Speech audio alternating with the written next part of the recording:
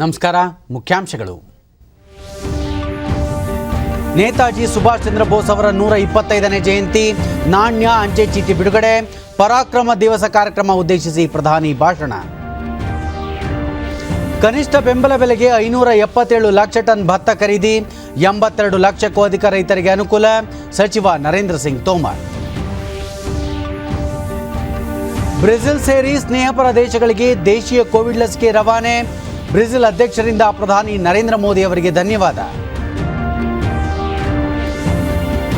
ದೆಹಲಿಯ ರಾಜ್ಪಥ್ನಲ್ಲಿ ಈ ಬಾರಿಯ ಗಣರಾಜ್ಯೋತ್ಸವದ ಪೂರ್ಣ ಪ್ರಮಾಣದ ತಾಲೀಮು ಆರಂಭ, ವ್ಯಕ್ತಿಗತ ಅಂತರಕ್ಕೆ ಒತ್ತು.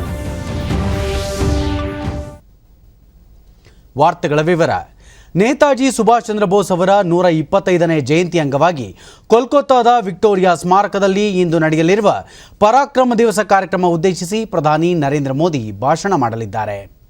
ರಾಷ್ಟ್ರಕ್ಕೆ ನೇತಾಜಿಯವರು ನೀಡಿದ ಅದಮ್ಯ ಸ್ಫೂರ್ತಿ ಮತ್ತು ನಿಸ್ವಾರ್ಥ ಸೇವೆಯನ್ನು ಗೌರವಿಸುವ ಮತ್ತು ಸ್ಮರಿಸುವ ಸಲುವಾಗಿ ದೇಶದ ಜನರು, ವಿಶೇಷವಾಗಿ ಯುವ ಜನರು, ನೇತಾಜಿಯವರಂತೆ ಪ್ರತಿಕೂಲ ಪರಿಸ್ಥಿತಿಯನ್ನು ಧೈರ್ಯದಿಂದ ಎದುರಿಸಲು ಪ್ರೇರೇಪಿಸುವ ಮತ್ತು ದೇಶಭಕ್ತಿ ಮೂಡಿಸುವ ಸಲುವಾಗಿ ಜನವರಿ 23ರಂದು ಪರಾಕ್ರಮ ದಿವಸ್ ಎಂದು ಅವರ ಜನ್ಮದಿನವನ್ನು ಆಚರಿಸಲು ಕೇಂದ್ರ ಸರ್ಕಾರ ನಿರ್ಧರಿಸಿದೆ.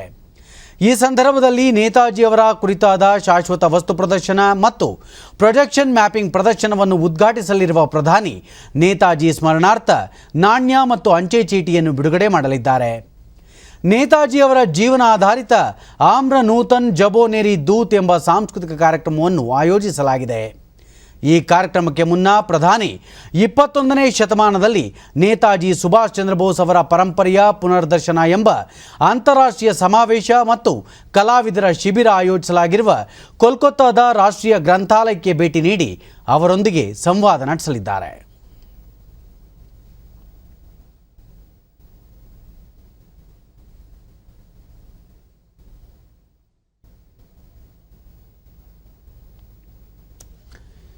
ಮಹಾನ್ ಸ್ವಾತಂತ್ರ್ಯ ಹೋರಾಟಗಾರ ನೇತಾಜಿ ಸುಭಾಷ್ ಚಂದ್ರ ಬೋಸ್ ಅವರ 125ನೇ ಜಯಂತಿಯನ್ನು ಇಂದು ದೇಶಾದ್ಯಂತ ಪರಾಕ್ರಮ ದಿನವನ್ನಾಗಿ ಆಚರಿಸಲಾಗುತ್ತಿದೆ. ರಾಷ್ಟ್ರಪತಿ ರಾಮನಾಥ್ ಕೋವಿಂದ್, ಉಪರಾಷ್ಟ್ರಪತಿ ವೆಂಕಯ್ಯ ನಾಯ್ಡು, ಪ್ರಧಾನಿ ನರೇಂದ್ರ ಮೋದಿ, ಗೃಹ ಸಚಿವ ಅಮಿತ್ ಶಾ ಸೇರಿದಂತೆ ಹಲವು ಗಣ್ಯರು ನೇತಾಜಿಯವರ ಸೇವೆಯನ್ನು ಸ್ಮರಿಸಿದ್ದಾರೆ. ರಾಷ್ಟ್ರಪತಿ ರಾಮನಾಥ್ ಕೋವಿಂದ್ ನೇತಾಜಿ ಸುಭಾಷ್ ಚಂದ್ರ ಬೋಸ್ ಅವರ 125ನೇ ಜಯಂತಿ ಶುಭ ಸಂದರ್ಭದಲ್ಲಿ ಅವರಿಗೆ ನಮನಗಳು. ಅವರ ಅದಮ್ಯ ಧೈರ್ಯ ಮತ್ತು ಶೌರ್ಯದ ಗೌರವಾರ್ಥ ಇಡೀ ರಾಷ್ಟ್ರ ಅವರ ಜನ್ಮದಿನವನ್ನು ಪರಾಕ್ರಮ ದಿನವನ್ನಾಗಿ ಆಚರಿಸುತ್ತಿದೆ. ನೇತಾಜಿ ತಮ್ಮ ಅಸಂಖ್ಯಾತ ಅನುಯಾಯಿಗಳಲ್ಲಿ ರಾಷ್ಟ್ರೀಯ ಮನೋಭಾವವನ್ನು ತುಂಬಿದ್ದರು.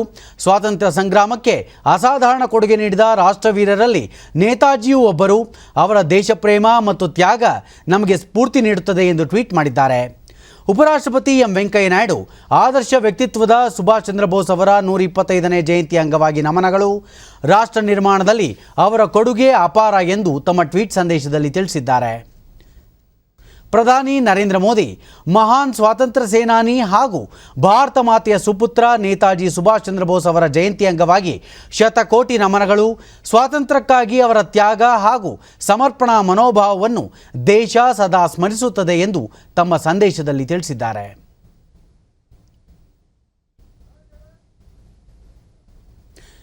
ಅಮಿತ್ ಶಾ ತಮ್ಮ ಟ್ವೀಟ್ನಲ್ಲಿ ರಾಷ್ಟ್ರ ನೇತಾಜಿಯವರ ಪರಾಕ್ರಮ ಹಾಗೂ ಅಸಾಧಾರಣ ಸಂಘರ್ಷಕ್ಕಾಗಿ ಸದಾ ಋಣಿಯಾಗಿರುತ್ತದೆ. ನೇತಾಜಿಯವರ ಜಯಂತಿಯನ್ನು ಪರಾಕ್ರಮ ದಿನವನ್ನಾಗಿ ಆಚರಿಸುವ ಮೂಲಕ ಪ್ರಧಾನಿ ನರೇಂದ್ರ ಮೋದಿ ಅವರು ಅಭೂತಪೂರ್ವ ಶ್ರದ್ಧಾಂಜಲಿ ಸಲ್ಲಿಸಿದ್ದಾರೆ ಎಂದು ಹೇಳಿದ್ದಾರೆ. एक ओजस्वी विद्यार्थी, जन्मजात देशभक्त, कुशल प्रशासक, कुशल संगठक और सबसे संघर्षशील नेता थे. उन्होंने आज़ाद हिंद फौज की स्थापना की. तब देश भर के युवाओं को आशा बंधी थी कि कुछ ही समय में देश आज़ाद हो जाएगा. आज ये राष्ट्र उनके प्रति कृतज्ञता व्यक्त करता है. आने वाले दिनों में लाखों बच्चे इनसे प्रेरणा लेकर देश के विकास के लिए और देश को आत्मनिर्भर बनाने के लिए अपना योगदान देते रहे. ಸ್ವಾತಂತ್ರ್ಯ ಸಂಗ್ರಾಮದ ಮಹಾನ್ ಹೋರಾಟಗಾರ ನೇತಾಜಿ ಸುಭಾಷ್ ಚಂದ್ರ ಬೋಸ್ ಅವರ 125ನೇ ಜಯಂತಿಯನ್ನು ಇಂದು ರಾಜ್ಯಾದ್ಯಂತ ಪರಾಕ್ರಮ ದಿನವನ್ನಾಗಿ ಆಚರಿಸಲಾಗುತ್ತಿದೆ. ಮುಖ್ಯಮಂತ್ರಿ ಬಿಎಸ್ ಯಡಿಯೂರಪ್ಪ, ಉಪಮುಖ್ಯಮಂತ್ರಿ ಲಕ್ಷ್ಮಣ್ ಸವದಿ, ಮಹಿಳಾ ಮತ್ತು ಮಕ್ಕಳ ಕಲ್ಯಾಣ ಖಾತೆ ಸಚಿವೆ ಶಶಿಕಲಾ ಜೊಲ್ಲೆ ಸೇರಿದಂತೆ ಹಲವು ಗಣ್ಯರು ಸುಭಾಷ್ ಚಂದ್ರ ಬೋಸರ ದೇಶಪ್ರೇಮ ಹೋರಾಟವನ್ನು ಸ್ಮರಿಸಿದ್ದಾರೆ. ವಿಧಾನಸೌಧದ ಆವರಣದಲ್ಲಿರುವ ಸುಭಾಷ್ ಚಂದ್ರ ಬೋಸ್ ಅವರ ಭಾವಚಿತ್ರಕ್ಕೆ ಪುಷ್ಪನಮನ ಸಲ್ಲಿಸಿದ ಮುಖ್ಯಮಂತ್ರಿ ನೇತಾಜಿಯವರ ಕನಸುಗಳನ್ನು ಸಾಕಾರಗೊಳಿಸುವ ಪ್ರತಿಜ್ಞೆ ಸ್ವೀಕರಿಸಿದರು.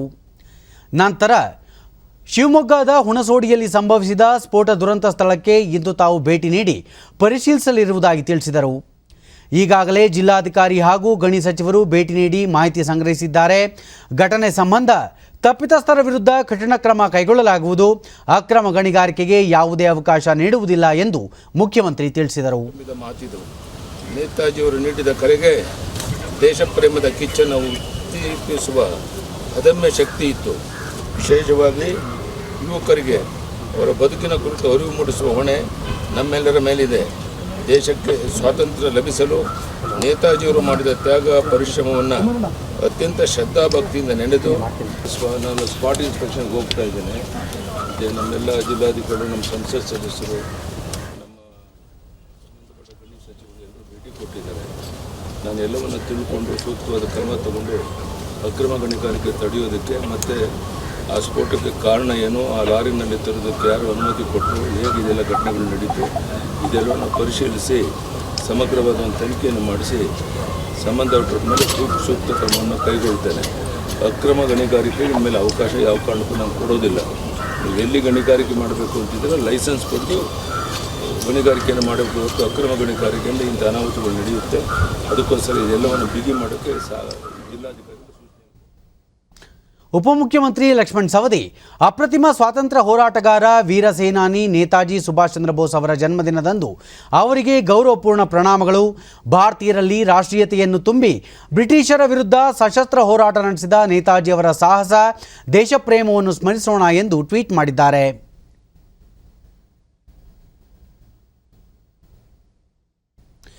ಸಚಿವೆ ಶಶಿಕಲಾ ಜೊಲ್ಲೆ ಅಪ್ರತಿಮ ದೇಶಭಕ್ತ ಮಹಾನ್ ಸ್ವಾತಂತ್ರ್ಯ ಹೋರಾಟಗಾರರಾದ ನೇತಾಜಿ ಸುಭಾಷ್ ಚಂದ್ರ ಬೋಸ್ ಅವರ ಜನ್ಮದಿನದಂದು ಅಗಣಿತ ನಮನಗಳು ಎಂದು ತಮ್ಮ ಟ್ವೀಟ್ ಸಂದೇಶದಲ್ಲಿ ತಿಳಿಸಿದ್ದಾರೆ.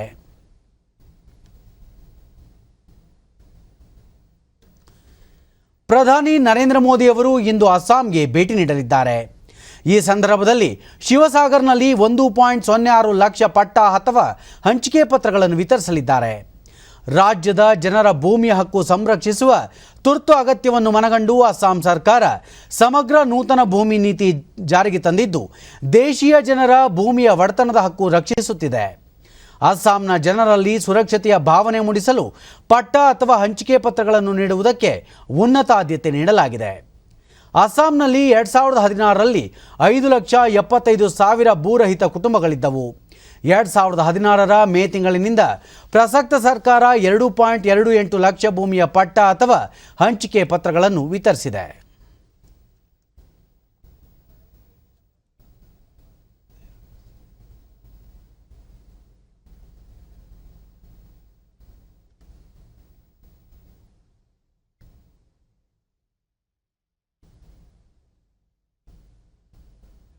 Millions in the state. District, the poor landless citizens in all 34 districts. ಇದೀಗ ಅಸ್ಸಾಂನಿಂದ ನೇರ ಪ್ರಸಾರ ವೀಕ್ಷಿಸುತ್ತಿದ್ದೀರಿ. যদি সাহস নহলেতেন, মোদী ডাঙৰীয়াৰ যদি প্ৰেৰণা নহলেতেন, অসমত আমি কোভিড মহামাৰীৰ বিৰুদ্ধে এই ধৰণে আমি সংগ্ৰাম কৰিব নোৱাৰিলোহেঁতেন। আজি তেখেতে কোভিডৰ পিছত প্ৰথমবাৰ এই অসম মাতৃৰ ভূমিলৈ আহিছে। মই আপোনালোকক আহ্বান জনাম, সকলোৱে নিজৰ স্থানত থিয় হৈ হাত চাপৰিৰে প্ৰধানমন্ত্ৰী মোদী ডাঙৰীয়াক আপোনালোকে ಕೃತಜ್ಞತಾ ಜನಾಬ. ಅಸ್ಸಾಂನ ಶಿವಸಾಗರ್ನಲ್ಲಿ ನಡೆಯುತ್ತಿರುವ ಕಾರ್ಯಕ್ರಮದಲ್ಲಿ ಪ್ರಧಾನಮಂತ್ರಿ ನರೇಂದ್ರ ಮೋದಿ ಪಾಲ್ಗೊಂಡಿದ್ದಾರೆ. এয়া প্ৰতিজন অসমবাসী ৰাইজৰ কৃতজ্ঞতা। আৰু প্ৰধানমন্ত্ৰী ডাঙৰীয়া, আপুনি কোভিড-19ৰ সময়ত আমাক যি ধৰণে সহায় কৰিলে আমি কেতিয়াও আপোনাক পাহৰিব নোৱাৰিম। এই ঐতিহাসিক জেৰেঙা পথাৰত আপুনি আহিছে। এই জেৰেঙা পথাৰতেই সতী জয়মতীয়ে এদিন স্বদেশ প্ৰেমেৰে নিজৰ ইতিহাস ৰচনা কৰিছিলে। আজি এই মুহূৰ্তত অসমৰ জনগণে আকৌ এক নতুন প্ৰত্যাহ্বানৰ সন্মুখীন হৈছে। আজি আমাৰ ওপৰত আকৌ এবাৰ ৰাজনৈতিক আক্ৰমণ চলিছে আমাৰ জাতিসত্তাৰ ওপৰত। এই জেৰেঙা পথাৰত থিয় হৈ আমি এবাৰ সংকল্প লৈছো, এই অসমৰ মাটিত আমি ভাৰতৰ গৌৰৱ আৰু অসমীয়াৰ বিজয় ধ্বজা সদায় উৰুৱাই ৰাখিম আৰু আমি আমাৰ শত্ৰুসকলক পৰাস্ত কৰিম। পুনৰ এবাৰ মোদী ডাঙৰীয়াক এই পবিত্ৰ ভূমিলৈ আদৰণি জনাইছো আৰু শিৱসাগৰৰ ৰাইজক আমি ক'ব খুজিছো যে এই জেৰেঙা পথাৰত আমি সতী জয়মতীৰ 100 বিঘা মাটিৰে এটা সম্পূৰ্ণ স্মাৰক নিৰ্মাণৰ প্ৰতিশ্ৰুতি এই পবিত্ৰ সভাতে আজি আমি মোদী ডাঙৰীয়াৰ সন্মুখতে অসমবাসী ৰাইজক দিছো। বহুত বহুত ধন্যবাদ। জয় হিন্দ, জয় আই অসম। माननीय मंत्री महोदय आमी धन्यवाद ज्ञापन करिलु। अब हम असम के माननीय मुख्यमंत्री श्री सर्बानंद सोनोवाल जी से निवेदन करते हैं कि आज के इस ऐतिहासिक अवसर पर अपने मूल्यवान विचार व्यक्त करें।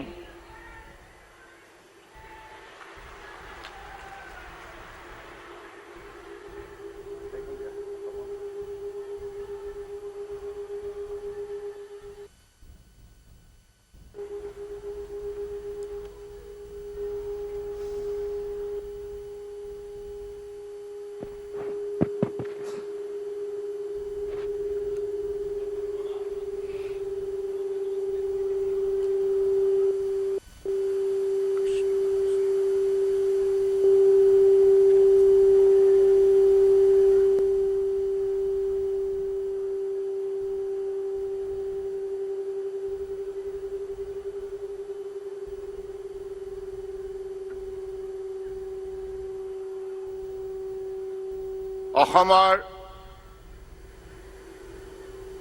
খিলঞ্জীয়া পৰিয়াললৈ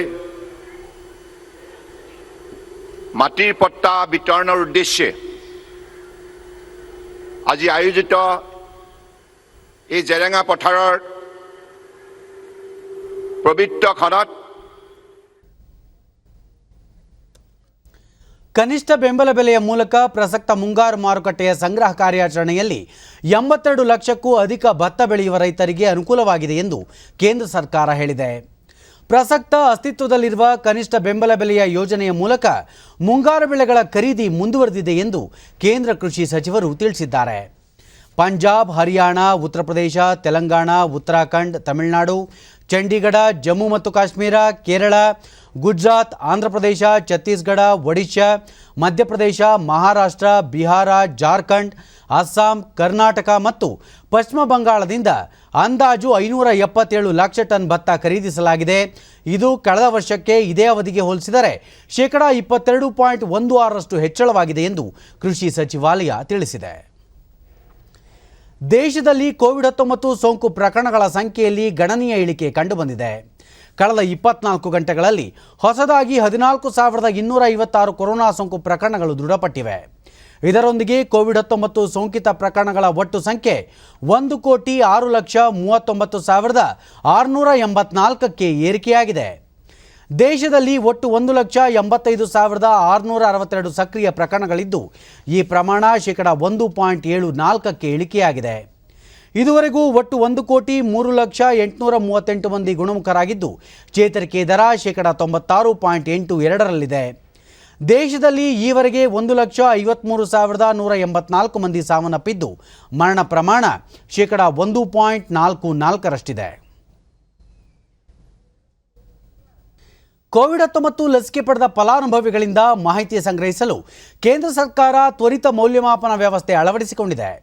ನಾಗರಿಕರು ಲಸಿಕೆ ಪಡೆದ ಅನುಭವಗಳನ್ನು ಶೀಘ್ರವಾಗಿ ಹಂಚಿಕೊಳ್ಳುವುದು ಇದರ ಉದ್ದೇಶವಾಗಿದೆ. ಇದೇ ಸಂದರ್ಭದಲ್ಲಿ ಲಸಿಕೆ ನೀಡುವ ಎಲ್ಲ ಕೇಂದ್ರಗಳಲ್ಲಿ ಲಸಿಕೆ ನೀಡುವ ಎಲ್ಲ ವಿಧಾನಗಳನ್ನು ಅಳವಡಿಸಿಕೊಂಡಿದ್ದಾರೆಯೇ ಎಂಬುದನ್ನು ಖಚಿತಪಡಿಸಿಕೊಳ್ಳಲಾಗುತ್ತದೆ. ಈ ರೀತಿ ಮಾಹಿತಿ ಪಡೆಯುವ ಮೂಲಕ ಸರ್ಕಾರ ಹೆಚ್ಚು ನಾಗರಿಕ ಸ್ನೇಹಿ ಲಸಿಕೆ ನೀಡುವ ಕಾರ್ಯವಿಧಾನವನ್ನು ಮುಂದುವರಿಸುತ್ತದೆ.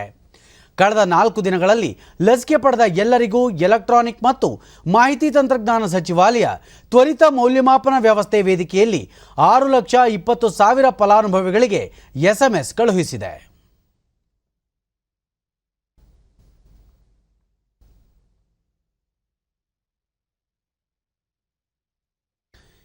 ಶ್ರೀಲಂಕಾ ಮತ್ತು ಅಫ್ಘಾನಿಸ್ತಾನಗಳಿಂದ ನಿಯಂತ್ರಣ ಒಪ್ಪಿಗೆಗಳನ್ನು ಪಡೆದ ನಂತರ ಆ ದೇಶಗಳಿಗೆ ಕೋವಿಡ್ ಲಸಿಕೆ ಪೂರೈಸಲಾಗುವುದು ಎಂದು ಭಾರತ ತಿಳಿಸಿದೆ. ದೆಹಲಿಯಲ್ಲಿ ನಿನ್ನೆ ವಿದೇಶಾಂಗ ಸಚಿವಾಲಯದ ವಕ್ತಾರ ಅನುರಾಗ್ ಶ್ರೀವಾಸ್ತವ್ ನೇಪಾಳಕ್ಕೆ 10 ಲಕ್ಷ ಡೋಸ್, ಭೂತಾನ್ಗೆ 1.5 ಲಕ್ಷ ಡೋಸ್ ಲಸಿಕೆ ಸರಬರಾಜು ಮಾಡಲಾಗಿದೆ, ಬ್ರೆಜಿಲ್ ಮತ್ತು ಮೊರೊಕ್ಕೋಗೆ ಲಸಿಕೆಗಳನ್ನು ಕಳುಹಿಸಲಾಗಿದೆ ಎಂದರು. ಭಾರತದಲ್ಲಿ ಉತ್ಪಾದನೆಗೊಂಡ ಲಸಿಕೆಗಳ ಪೂರೈಕೆಗೆ ಪಾಕಿಸ್ತಾನದಿಂದ ಯಾವುದೇ ಬೇಡಿಕೆ ಬಂದಿರುವ ಕುರಿತು ತಮಗೆ ಮಾಹಿತಿ ಇಲ್ಲ.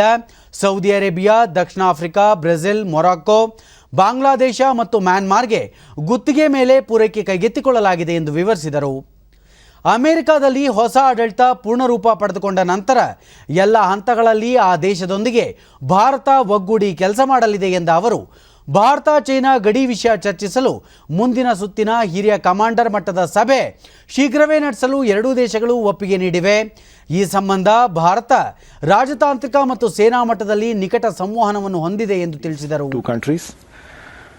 As regards contractual supplies, I see a few questions there. Contractual supplies are being undertaken to Saudi Arabia, South Africa, Brazil, Morocco, Bangladesh and Myanmar as of now, and I understand supplies to Brazil and Morocco have already been dispatched. As regards the questions on further supplies, what I'll say is, keeping in view the domestic requirements of the phased rollout, ಭಾರತದಲ್ಲಿ ತಯಾರಾದ Covid ವಿರುದ್ಧದ ಲಸಿಕೆಗಳು Bhutan, Maldives, Bangla, Nepal, Seychelles, Morocco, Britain ಸೇರಿದಂತೆ ಹಲವು ನೆರೆಯ ರಾಷ್ಟ್ರಗಳಿಗೆ ರಫ್ತಾಗಿವೆ. ವಿದೇಶಾಂಗ ವ್ಯವಹಾರಗಳ ಸಚಿವ ಎಸ್ ಜೈಶಂಕರ್ ಲಸಿಕೆ ಕಳುಹಿಸುತ್ತಿರುವ ಚಿತ್ರಗಳನ್ನು ಹಂಚಿಕೊಂಡಿದ್ದು, ಮೇಡ್ ಇನ್ ಇಂಡಿಯಾ ಲಸಿಕೆ ಬ್ರೆಜಿಲ್ ತಲುಪಿರುವ ಕುರಿತು ಟ್ವೀಟ್ ಮಾಡಿದ್ದಾರೆ. ಬ್ರೆಜಿಲ್ ಅಧ್ಯಕ್ಷ ಜೈಲ್ಸ್ ಬೋಲ್ಸನಾರೋ ಪ್ರಧಾನಿ ನರೇಂದ್ರ ಮೋದಿ ಅವರಿಗೆ ಧನ್ಯವಾದ ಸಲ್ಲಿಸಿದ್ದು, ಹನುಮಂತ ಸಂಜೀವಿನಿ ಪರ್ವತದೊಂದಿಗೆ ಲಸಿಕೆ ಕೊಂಡೊಯ್ಯುತ್ತಿರುವ ಚಿತ್ರದೊಂದಿಗೆ ಕೃತಜ್ಞತೆ ಸಲ್ಲಿಸಿದ್ದಾರೆ. ಈ ಸಂಬಂಧ ಟ್ವೀಟ್ ಮಾಡಿರುವ ಅವರು, ಜಾಗತಿಕ ಸಂಕಷ್ಟ ಎದುರಿಸಲು ಕೈಜೋಡಿಸಿದ ಸಹವರ್ತಿಗೆ ಗೌರವಗಳು, ಲಸಿಕೆಯನ್ನು ಬ್ರೆಜಿಲ್ಗೆ ರವಾನಿಸಿದ್ದಕ್ಕಾಗಿ ಭಾರತಕ್ಕೆ ಧನ್ಯವಾದಗಳು ಎಂದು ತಿಳಿಸಿದ್ದಾರೆ. ಮುಖ್ಯಮಂತ್ರಿ ಬಿಎಸ್ ಯಡಿಯೂರಪ್ಪ ಇಂದು ಮೈಸೂರು ಮತ್ತು ಶಿವಮೊಗ್ಗ ಜಿಲ್ಲೆಗಳಿಗೆ ಭೇಟಿ ನೀಡಲಿದ್ದಾರೆ. ಮೈಸೂರಿನ ಜೆಪಿ ನಗರ ಶರಣ ವೇದಿಕೆ ಆಯೋಜಿಸಿರುವ ಅಕ್ಕಮಹಾದೇವಿ ಪ್ರತಿಮೆ ಅನಾವರಣ ಕಾರ್ಯಕ್ರಮದಲ್ಲಿ ಅವರು ಭಾಗವಹಿಸಲಿದ್ದಾರೆ. ನಂತರ ಮಹರ್ಷಿ ಶಾಲೆ ಮತ್ತು ಬಿಎವಿ ಶಾಲೆಯ ಮಕ್ಕಳನ್ನು ಭೇಟಿ ಮಾಡಿ ಕುಂದುಕೊರತೆಗಳನ್ನು ಆಲಿಸಲಿದ್ದಾರೆ. ಬಳಿಕ ವಿಜಯನಗರ ಮೊದಲ ಹಂತದಲ್ಲಿ ಬಸವ ಸಮಿತಿ ಆಯೋಜಿಸಿರುವ ಬಸವಭವನ ಉದ್ಘಾಟನಾ ಸಮಾರಂಭದಲ್ಲಿ ಪಾಲ್ಗೊಳ್ಳಲಿದ್ದಾರೆ. ಬಳಿಕ ಮಂಡಕಳ್ಳಿ ವಿಮಾನ ನಿಲ್ದಾಣದ ಮೂಲಕ ಶಿವಮೊಗ್ಗಕ್ಕೆ ತೆರಳಲಿರುವ ಮುಖ್ಯಮಂತ್ರಿ ಜಿಲ್ಲೆಯ ಅಬ್ಬಲಗೆರೆ, ಹುಣಸೋಡು ಕಲ್ಲು ಗಣಿಗಾರಿಕೆ ಪ್ರದೇಶಕ್ಕೆ ಭೇಟಿ ನೀಡುವ ಸಾಧ್ಯತೆ ಇದೆ. ವಿಜಯಪುರ ಮತ್ತು ಬಾಗಲಕೋಟೆ ಜಿಲ್ಲೆಗೆ 2 ದಿನಗಳ ಪ್ರವಾಸ ಕೈಗೊಂಡಿರುವ ಶಿಕ್ಷಣ ಸಚಿವ ಎಸ್ ಸುರೇಶ್ ಕುಮಾರ್ ನಿನ್ನೆ ಆಲಮಟ್ಟಿ ಪ್ರವಾಸಿ ಮಂದಿರಕ್ಕೆ ಭೇಟಿ ನೀಡಿದರು. ಬಳಿಕ ಸುದ್ದಿಗಾರರೊಂದಿಗೆ ಅವರು ಶಿಕ್ಷಕರ ಮತ್ತು ಪದವೀಧರ ಕ್ಷೇತ್ರದ ಚುನಾಯಿತ ಅಧ್ಯಕ್ಷ, ಕಾರ್ಯದರ್ಶಿಗಳೊಂದಿಗೆ ಸಭೆ ನಡೆಸಿ ರಾಜ್ಯದಲ್ಲಿ ನೂತನವಾಗಿ 43 ಹೊಸ ತಾಲೂಕುಗಳಲ್ಲಿ ಬಿಇಒ ಕಚೇರಿಗಳನ್ನು ಶೀಘ್ರದಲ್ಲಿ ತೆರೆಯಲಾಗುವುದು ಎಂದು ಹೇಳಿದರು. ಬಜೆಟ್ನಲ್ಲಿ ಮುಂಬರುವ ಶೈಕ್ಷಣಿಕ ವರ್ಷಕ್ಕೆ ಶಿಕ್ಷಣ ಇಲಾಖೆಗೆ ಅಗತ್ಯವಿರುವ ಸವಲತ್ತುಗಳನ್ನು ಕಲ್ಪಿಸುವ ಬಗ್ಗೆ ಚರ್ಚಿಸಲಾಗಿದೆ. ಈಗಾಗಲೇ ಶಿಕ್ಷಕರ ವರ್ಗಾವಣೆ ಕಾರ್ಯ ಪ್ರಗತಿಯ ಹಂತದಲ್ಲಿದೆ, ಅದಕ್ಕೆ ಯಾವುದೇ ರೀತಿಯ ತಡೆ ಇಲ್ಲ ಎಂದ ಅವರು ಶಿಕ್ಷಕ ಸ್ನೇಹಿ ವರ್ಗಾವಣೆ ಕಾಯ್ದೆಯನ್ನು ಜಾರಿಗೆ ತರುವುದಾಗಿ ಹೇಳಿದರು. ಇದನ್ನೆಲ್ಲ ಚರ್ಚೆ ಮಾಡಿದ್ದೀವಿ. ಬರುವ ಶೈಕ್ಷಣಿಕ ವರ್ಷದಲ್ಲಿ ಈ ಹೊಸದಾಗಿ ತಾಲೂಕುಗಳಾಗಿದೆ, ಅದರಲ್ಲಿ ಬಹುತೇಕ ತಾಲೂಕುಗಳಿಗೆ ನಾವು ಬಿಇಒ ಕಚೇರಿನ ಬಿಇಒಗಳನ್ನ ಒದಗಿಸೋದಕ್ಕೆ ನಾವು ಕ್ರಮ ವಹಿಸ್ತೀವಿ. ಒಂದು ಶಿಕ್ಷಕ ಸ್ನೇಹಿ ವರ್ಗಾವಣೆ ಒಂದು ಕಾಯ್ದೆನ ನಾವು ತರ್ತೀವಿ. ತಂದ ಮೇಲೆ ಯಾರು ಕಡ್ಡಾವರೇ ವರ್ಗಾವಣೆ ಆಗಿದ್ದಾರೆ ಅವ್ರಿಗೆ ಒಂದು ಟೈಮ್ ಆಪರ್ಚುನಿಟಿ ಕೊಡ್ತೀವಿ. ಅವರ ಸಮೀಪದ ಜಾಗಕ್ಕೆ ಹೋಗಕ್ಕೆ ಒಂದು ಟೈಮ್ ಆಪರ್ಚುನಿಟಿ ಮಾನವೀಯತೆ ದೃಷ್ಟಿಯಿಂದ ಮಾತ್ರ ಕೊಡ್ತೀವಿ ಅಂತ ನಾವು ಹೇಳಿದ್ವಿ. ಈಗ ಹೊಸ ಕಾಯ್ದೆ ಬಂದಿದೆ. ವಿಧಾನಸಭೆ, ವಿಧಾನ ಪರಿಷತ್ತಲ್ಲಿ ಸರ್ವಾನುಮತೆಯಿಂದ ಆಯ್ಕೆಯಾದ ಒಂದು ಕಾಯ್ದೆ. ಅದು ನಿಯಮಗಳು ಕೂಡ ನಾವು ಮಾಡಿದ್ದೀವಿ. ಕರ್ನಾಟಕ ರಾಜ್ಯ ಶಿಕ್ಷಕರ ಸಂಘದ ಪ್ರಧಾನ ಕಾರ್ಯದರ್ಶಿ ಚಂದ್ರಶೇಖರ್ ನಿಗ್ಲಿ ಈ ಹಿಂದೆ ಶಿಕ್ಷಕರ ವರ್ಗಾವಣೆ ಪ್ರಕ್ರಿಯೆ ತಡೆಯಾಗಿದ್ದು, ಈ ಹಿನ್ನೆಲೆಯಲ್ಲಿ ಕಾನೂನಾತ್ಮಕ ಸಲಹೆಗಳನ್ನು ಚರ್ಚಿಸಲಾಗಿದೆ ಎಂದು ಹೇಳಿದರು. ಮಂಜೂರು ಮಾಡಿ ಆ ಒಂದು ಕಚೇರಿಗಳನ್ನು ಮಾಡಬೇಕು ಅಂತಕ್ಕಂತಹ ಏನು ಸುಮಾರು 55ಕ್ಕೂ ಹೆಚ್ಚು ನೂತನ ತಾಲೂಕುಗಳ ಶಿಕ್ಷಕರ ಬೇಡಿಕೆ ಇತ್ತು, ಅದಕ್ಕೂ ಕೂಡ ಸಕಾರಾತ್ಮಕವಾಗಿ ಸ್ಪಂದಿಸಿದೆ. ಇಂದು ಸಚಿವ ಎಸ್ ಸುರೇಶ್ ಕುಮಾರ್ ಬಾಗಲಕೋಟೆ ಜಿಲ್ಲೆಯ ಸಾವಳಗಿ, ಜಮಖಂಡಿ, ರಬಕವಿ, ಬನಹಟ್ಟಿ ಹಾಗೂ ಮುಧೋಳ್ ಶಾಲೆಗಳ ವಿವಿಧ ಕಾರ್ಯಕ್ರಮಗಳಲ್ಲಿ ಭಾಗಿಯಾಗಲಿದ್ದಾರೆ. ಬೆಂಗಳೂರು ಗ್ರಾಮಾಂತರ ಜಿಲ್ಲೆಯ ಹೊಸಕೋಟೆಯಲ್ಲಿ ನಿನ್ನೆ ನಡೆದ ಎಂವಿಜಿ ವೈದ್ಯಕೀಯ ಕಾಲೇಜು ಮತ್ತು ಸಂಶೋಧನಾ ಆಸ್ಪತ್ರೆಯ 12ನೇ ಘಟಿಕೋತ್ಸವದಲ್ಲಿ ಉಪಮುಖ್ಯಮಂತ್ರಿ ಡಾಕ್ಟರ್ ಸಿಎನ್ ಅಶ್ವತ್ಥನಾರಾಯಣ ಪದವಿ ಪ್ರದಾನ ಮಾಡಿದರು.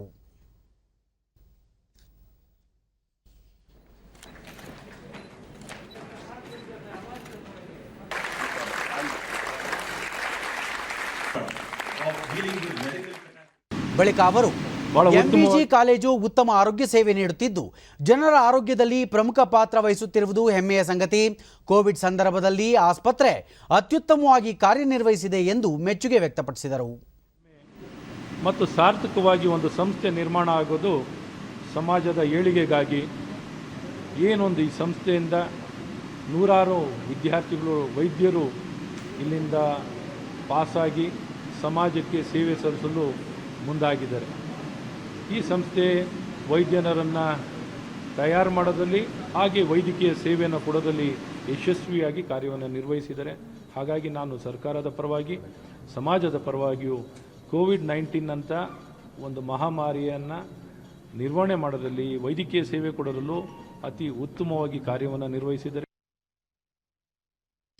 ಶಿವಮೊಗ್ಗ ಜಿಲ್ಲೆಯ ಸಾಗರ ತಾಲೂಕಿನ ಕಾನುಗೋಡು ಎಂಬ ಹಳ್ಳಿಯಲ್ಲಿ ಕೇಂದ್ರ ಸರ್ಕಾರದ ಸಹಕಾರದೊಂದಿಗೆ ಗುರುಕುಲಂ ಯೋಗ ಸಂಸ್ಥೆಯನ್ನು ಸ್ಥಾಪಿಸಿ ಪ್ರತಿದಿನ ಆಸಕ್ತರಿಗೆ ಯೋಗವನ್ನು ಹೇಳಿಕೊಡಲಾಗುತ್ತಿದೆ. ರಾಷ್ಟ್ರ ಮಟ್ಟದಲ್ಲಿ ಯೋಗ ಪ್ರದರ್ಶಿಸಿ ಪ್ರಶಸ್ತಿಗಳನ್ನು ಪಡೆದುಕೊಂಡಿರುವ ಯೋಗಪಟುಗಳಾದ ಸಂಧ್ಯಾ, ಎಂಎಸ್ ನಿರ್ಮಲಾ ಕುಳ್ಳಿಕಾರ್ ಜೊತೆಗೂಡಿ ಯೋಗ ಕಲಿಸುತ್ತಿದ್ದಾರೆ. ಈ ಮೂಲಕ ಹಳ್ಳಿಯ ಬಡ ಮಕ್ಕಳಿಗೆ, ವಯೋವೃದ್ಧರಿಗೆ, ರಾಜ್ಯ ಹೊರ ರಾಜ್ಯದ ಆಸಕ್ತರಿಗೆ ಇಲ್ಲಿ ಯೋಗ ತರಬೇತಿ ನೀಡಲಾಗುತ್ತಿದೆ.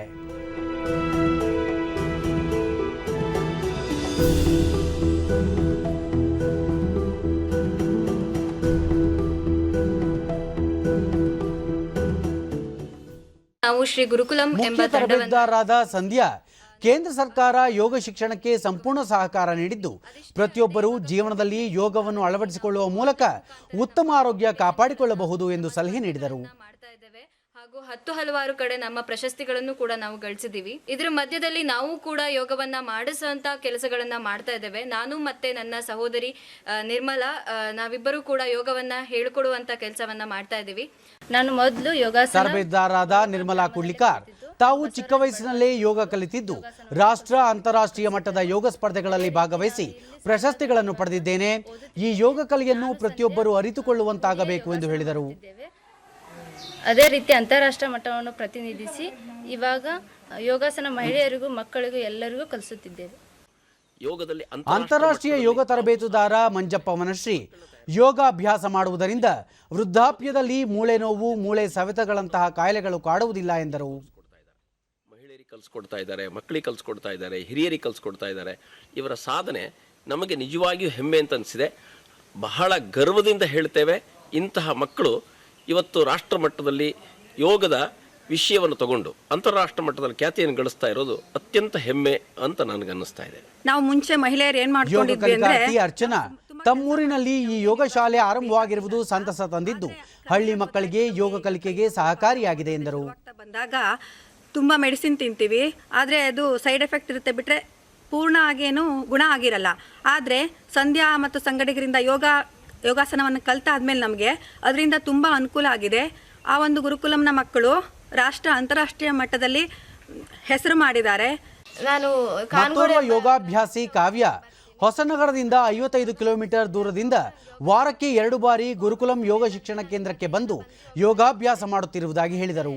ಇವಾಗ ಕ್ಲಾಸ್ ಸ್ಟಾರ್ಟ್ ಆಗಿರೋದ್ರಿಂದ ಶನಿವಾರ ಮತ್ತೆ ಭಾನುವಾರ ನಾನು ಇಲ್ಲಿಗೆ ಯೋಗ ಕಲಿಯಕ್ಕೆ ಬರ್ತೀನಿ. ಮತ್ತೆ ನನಗೆ ಯೋಗ ಸೆಂಟ್ರಿಗೆ 55 ಕಿಲೋಮೀಟರ್ ಆಗುತ್ತೆ ನಮ್ಮ ಮನೆಯಿಂದ.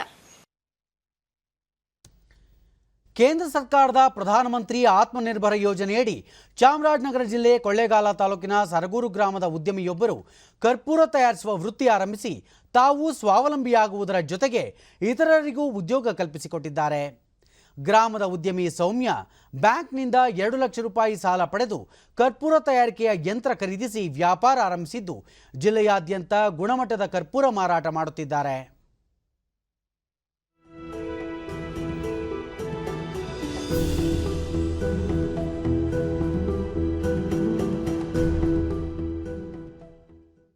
ನಾವು ಕರ್ಪೂರ ಬಿಸ್ನೆಸ್ ಮಾಡ್ತಾ ಡಿಡಿನ್ಯೂಸ್ನೊಂದಿಗೆ ಇದ್ದೀವಿ. ಸೌಮ್ಯ ಸ್ವಉದ್ಯೋಗ ಮಾಡಬೇಕೆಂಬ ಕನಸು ನನಸಾಗಿದ್ದು ಇತರರಿಗೂ ಉದ್ಯೋಗ ಕಲ್ಪಿಸಲಾಗಿದೆ. ಮುಂದಿನ ದಿನಗಳಲ್ಲಿ ರಾಜ್ಯಾದ್ಯಂತ ಮಾರುಕಟ್ಟೆ ವಿಸ್ತರಿಸುವ ಹಂಬಲವಿದೆ ಎಂದರು. ನಾವು ಇದರಿಂದ ತುಂಬಾ ಅನುಕೂಲ ಪಡ್ಕೊಂಡಿದ್ದೀವಿ. ನಮ್ಮಿಂದ ಇನ್ನಿಬ್ರು ಕೆಲಸ ಕಲಿಬೇಕು ಅಂತ ಇನ್ನಿಬ್ರು ಆಳುಗಳು ಇಟ್ಕೊಂಡು ಅವ್ರಿಗೂ ಕೆಲಸ ಕೊಡ್ತಾ ಇದ್ದೀವಿ. ಇದರಿಂದ ನಮಗೆ ಆರ್ಥಿಕ ಪರಿಸ್ಥಿತಿ ಎಲ್ಲ ಸ್ವಲ್ಪ ಮಟ್ಟದಲ್ಲಿ ಸುಧಾರಣೆ ಆಗ್ತಾ ಇದೆ. ಸೌಮ್ಯ ಅವರ ಪತಿ ಉಮೇಶ್ ಆರಾಧ್ಯ ಮಾರುಕಟ್ಟೆ ವಿಭಾಗದಲ್ಲಿ ತಮಗೆ ಸಾಕಷ್ಟು ಅನುಭವವಿದ್ದು ಹೊರ ಜಿಲ್ಲೆಗಳಲ್ಲಿ ಮಾರುಕಟ್ಟೆ ವಿಸ್ತಾರ ಮಾಡಲು ಸಾಧ್ಯವಾಗಿದೆ ಎಂದು ಹೇಳಿದರು. ಇವು ತಯಾರು ಮಾಡಿದಂಥ ಕರ್ಪೂರನೆಲ್ಲ ನಾನು ಬೇರೆ ಬೇರೆ ಕಡೆ ತಾಲೂಕು ಲೆವೆಲ್ಲು ಅಥವಾ ಡಿಸ್ಟ್ರಿಕ್ಟ್ ಲೆವೆಲ್ಲಿ ಸೇಲ್ ಮಾಡ್ತೀನಿ ನಾನು. ಮತ್ತು ಇದು ಕೇಂದ್ರ ಸರ್ಕಾರದಿಂದ ನಮಗೆ ಪ್ರಧಾನಮಂತ್ರಿ ಆತ್ಮನಿರ್ಭರ್ ಯೋಜನೆ ಅಡಿಯಿಂದ ನಮಗೆ ಲೋನ್ ಸಿಕ್ಕಿದೆ. ಅದರಿಂದ ಯಂಗ್ಸ್ಟ್ರುಗಳು ಮಹಿಳೆಯರಿಗೆ ಅನುಕೂಲ ಆಗಿದೆ. ಇವ್ರು ಮಾಡಿದಂಥ ಪ್ರಾಡಕ್ಟ್ಗಳನ್ನ ನಾವು ಮಾರ್ಕೆಟ್ ಫೀಲ್ಡಲ್ಲಿ ಅನುಭವ ಇರೋದ್ರಿಂದ ನಾನು ಇವ್ರಿಗೆ ಮಾರ್ಕೆಟಿಂಗ್ ಮಾಡಿ ಇವ್ರಿಗೆ ಉತ್ತೇಜನ ಕೊಡ್ತಾ ಇದ್ದೀನಿ. ಗ್ರಾಮಸ್ಥ ಶಂಭುಲಿಂಗಮೂರ್ತಿ ಸಣ್ಣ ಪ್ರಮಾಣದಲ್ಲಿ ಕೈಗೊಂಡ ಇವರ ಉದ್ಯಮ ಇಂದು ಜಿಲ್ಲೆಯಲ್ಲಿ ಮನೆ ಮಾತಾಗಿದೆ. ಅಲ್ಲದೆ ಗುಣಮಟ್ಟದ ಕರ್ಪೂರ ಮಾರಾಟ ಮಾಡುತ್ತಿದ್ದಾರೆ ಎಂದು ಮೆಚ್ಚುಗೆ ವ್ಯಕ್ತಪಡಿಸಿದರು. ಉದ್ಯಮ ಯಾವುದು ಅಂತಂದ್ರೆ ಕರ್ಪೂರವನ್ನು ತಯಾರು ಮಾಡ್ತಕ್ಕಂಥದ್ದು. ಇದು ತಮ್ಮದೇ ಆದಂತಹ ಮಂಜುನಾಥ ಎಂಬತಕ್ಕಂಥ ಬ್ರ್ಯಾಂಡ್ನಲ್ಲಿ ಕರ್ಪೂರವನ್ನು ತಯಾರಿಸಿ ಈ ಜಿಲ್ಲೆಯಲ್ಲದೆ ಬೇರೆ ಬೇರೆ ಜಿಲ್ಲೆಗಳಲ್ಲಿಯೂ ಕೂಡ ಇದನ್ನ. ರಾಷ್ಟ್ರ ರಾಜಧಾನಿ ದೆಹಲಿಯ ರಾಜ್ಪಥ್ನಲ್ಲಿ ಇಂದು 2021ನೇ ಸಾಲಿನ ಗಣರಾಜ್ಯೋತ್ಸವದ ಅಂಗವಾಗಿ ಪೂರ್ಣ ಪ್ರಮಾಣದ ಪೂರ್ವಾಭ್ಯಾಸ ನಡೆಯುತ್ತಿದೆ.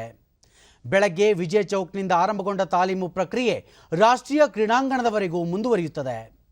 ರಾಜ್ಪಥ್, ಅಮರ್ ಜವಾನ್ ಜ್ಯೋತಿ, ಇಂಡಿಯಾ ಗೇಟ್, ಸಿ ಹೆಕ್ಸಾಗನ್ ಮೂಲಕ ತಾಲೀಮು ಪರೇಡ್ ಸಾಗುತ್ತಾ ರಾಷ್ಟ್ರೀಯ ಕ್ರೀಡಾಂಗಣದಲ್ಲಿ ಮುಕ್ತಾಯಗೊಳ್ಳಲಿದೆ. ದೆಹಲಿ ಪೊಲೀಸರು ತಾಲೀಮಿನ ಅಂಗವಾಗಿ ವಾಹನ ಸಂಚಾರಕ್ಕೆ ಪರ್ಯಾಯ ವ್ಯವಸ್ಥೆ ಕಲ್ಪಿಸಿದ್ದಾರೆ. ದೆಹಲಿ ಮೆಟ್ರೋ ರೈಲು ಸೇವೆ ಪ್ರಯಾಣಿಕರಿಗೆ ಎಲ್ಲ ನಿಲ್ದಾಣಗಳಲ್ಲೂ ಲಭ್ಯವಿದೆ.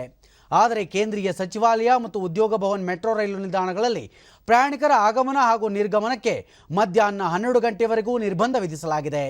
ಈ ವರ್ಷದ ಗಣತಂತ್ರದ ದಿನಾಚರಣೆಯನ್ನು ಇದೇ 26ರಂದು ಕೊರೋನಾ ಸೋಂಕಿನ ಮುಂಜಾಗ್ರತಾ ಕ್ರಮಗಳೊಂದಿಗೆ ಆಯೋಜಿಸಲಾಗುತ್ತಿದೆ. ಕಳೆದ ಬಾರಿಯಂತೆಯೇ ಈ ಬಾರಿಯೂ ಪರೇಡ್ ನಡೆಯಲಿದ್ದು ಎಲ್ಲ ಚಟುವಟಿಕೆಗಳಲ್ಲಿ ವ್ಯಕ್ತಿಗತ ಅಂತರ ಕಾಯ್ದುಕೊಳ್ಳಲು ಹೆಚ್ಚಿನ ಒತ್ತು ನೀಡಲಾಗಿದೆ. ಈ ಬಾರಿ ಕೇವಲ 25,000 ಪ್ರೇಕ್ಷಕರಿಗೆ ಮಾತ್ರ ಪರೇಡ್ ವೀಕ್ಷಿಸಲು ಅವಕಾಶ ಕಲ್ಪಿಸಲಾಗಿದೆ. ಈಗ ಇಂದಿನ ಪತ್ರಿಕೆಗಳ ಇಣುಕು ನೋಟ. ಲಸಿಕೆ ತೆಗೆದುಕೊಳ್ಳಲು ಬೇಡ ಹಿಂಜರಿಕೆ, ಕೊರೋನಾ ವಾರಿಯರ್ಗಳ ಕಾರ್ಯ ಅದ್ಭುತ, ಪ್ರಧಾನಿ ಮೋದಿ. ಶಿವಮೊಗ್ಗ ಕ್ವಾರಿ ಸ್ಫೋಟ, ಉನ್ನತ ಮಟ್ಟದ ತನಿಖೆ, 5 ಸಾವು, 3 ಶಂಕಿತರು ಪೊಲೀಸ್ ವಶಕ್ಕೆ.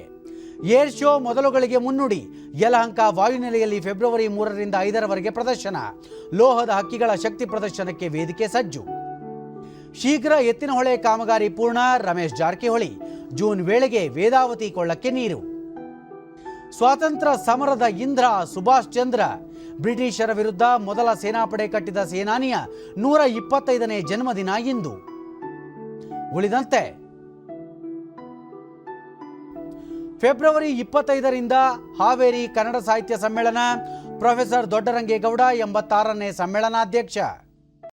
ಕೊಪ್ಪಳದಲ್ಲೊಂದು ರೈತರ ಮಾರುಕಟ್ಟೆ, ಮಧ್ಯವರ್ತಿಗಳ ಹಾವಳಿ ಇಲ್ಲ, ಕಮಿಷನ್ ಇಲ್ಲ, ಇದೇ 26ರಂದು ಲೋಕಾರ್ಪಣೆ. 44 ವಂದೇ ಭಾರತ್ ಎಕ್ಸ್ಪ್ರೆಸ್ ಸ್ವದೇಶಿ ನಿರ್ಮಾಣ, ಹೈದರಾಬಾದ್ ಕಂಪನಿಗೆ 2211 ಕೋಟಿ ಟೆಂಡರ್, 75% ಸ್ವದೇಶಿ ವಸ್ತು ಬಳಸಿ ನಿರ್ಮಾಣ. ಯುಪಿಎಸ್ಸಿ ಮತ್ತೊಂದು ಅವಕಾಶವಿಲ್ಲ. ಥಾಯ್ಲೆಂಡ್ ಓಪನ್ ಸಿಂಗಲ್ಸ್ನಲ್ಲಿ ಭಾರತದ ಸವಾಲು ಅಂತ್ಯ, ಸಿಂಧು ಸಮೀರ್ಗೆ ಸೋಲು. ಕೊನೆಯಲ್ಲಿ ಮತ್ತೊಮ್ಮೆ ಮುಖ್ಯಾಂಶಗಳು. ನೇತಾಜಿ ಸುಭಾಷ್ ಚಂದ್ರ ಬೋಸ್ ಅವರ 125ನೇ ಜಯಂತಿ, ನಾಣ್ಯ, ಅಂಚೆ ಚೀಟಿ ಬಿಡುಗಡೆ, ಪರಾಕ್ರಮ್ ದಿವಸ ಕಾರ್ಯಕ್ರಮ ಉದ್ದೇಶಿಸಿ ಪ್ರಧಾನಿ ಭಾಷಣ.